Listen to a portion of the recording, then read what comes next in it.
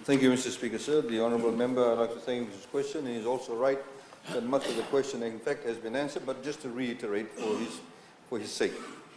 The VKB digitization, Mr. Speaker, sir, has taken place through the Yalamanchili arrangement, where as of 20th February of this year, 12,000 Tokotokos and more than 640,000 members have had their manual records converted and digitized with the GIS mapping, so we know exactly where they are.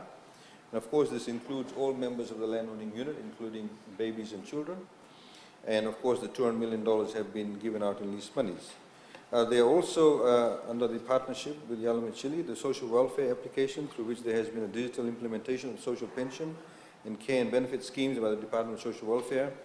Through this software, the details of the beneficiaries of these schemes are digitally recorded. And of course, it's a building blocks approach, and so far 3,216 beneficiaries have been digitized through the software. And again, Mr. Speaker, sir, the tender link, where we have in this area of ICT, hardware and software procurement, they've also introduced e-tender portal known as Tender Link, which provides a secure, transparent, efficient, and effective tool for both the suppliers and government, whereby the tender or request for quote is advertised through the portal, and proposals or bids are securely uploaded and downloaded at the closing time, and date of uploading proposal or bids is also accounted for. The tender portal is now also being used in the Fiji Procurement Office for all non-ICT procurement as well. So if you, for example, want to tender for a particular, say, supply of exercise books, you go through the portal and you then put in your bids through that.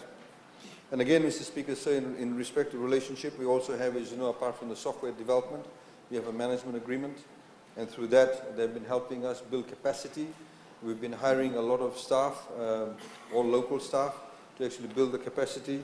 As a result of their expertise, we've had a savings, and this has been accounted for, $9.5 million over the past 5 years in respect to the negotiations that have actually been held with the suppliers.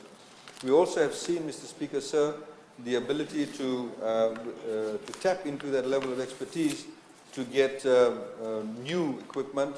Previously, if you look at the way ITC was run, we used to get end-of-life products that was going out of the shelf. We've seen, for example, even software that was going to reach the end of life that were actually being flogged off onto government. So this relationship obviously has been working, but as we also highlighted this morning, that we are getting the joint collaboration with the Singapore Economic Cooperation too. Thank you, Mr. Speaker. I thank the Honourable Attorney General. Honourable Lewere, you have the floor. Thank you, Mr. Speaker, sir. Just need some clarification from the Honourable Minister. Thank you for your explanation. I'd just like to ask the Honourable Minister if there has been any payment, any ongoing payment made to Yalamanchili since 2015.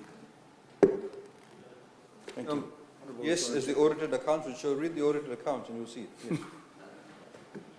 Honourable Nikona, you have the floor. What measures will the government put in place to guarantee the security of information to avoid it from being taken out of the country or elsewhere?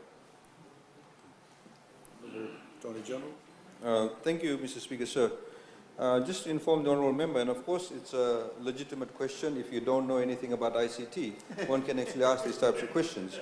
Mr. Speaker, sir, there are two types of what you call source codes. One is what you call the front-end source code, and the other is the back-end. So if, for example, you go and if you use a computer, which is say Microsoft, and you use Word, now you cannot go in and change the source code of Word because that intellectual property belongs to Microsoft. That's their property. But if you can develop an app from using that platform and you develop your own app, that the front end becomes your intellectual property. So in the same way in many countries, Mr. Speaker, so if you go to USA and various other countries where you have software companies that actually provide the capacity for you to, for example, store data. So just to give you an example, the Singaporeans who were actually sitting here earlier on this morning, they went to Mauritius and they completely digitized Mauritius. They also implemented the national ID card. They registered approximately 960,000 Mauritians in the span of 2 years. Now, so what actually happens, that data and the integrity of the data, that remains with us. the source code, the front end remains with us. So that's how you actually protect it. And obviously, countries like Singapore have that, provision in place. And similarly with Yalamanchili. Many members of this parliament, in particular the other side, do not know that actually Yalamanchili provides software to most of the banks in Fiji. They do the electronic banking. And in fact, when I used to work in the private sector, they also used to provide at the back end, for example, your FPOS machines, your ATM machines. They look after that.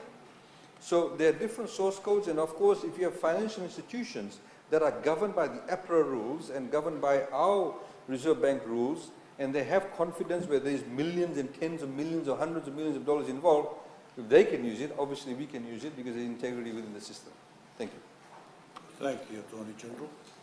Honourable Linda Tambua, you have the floor. Thank you, Honourable Speaker, sir.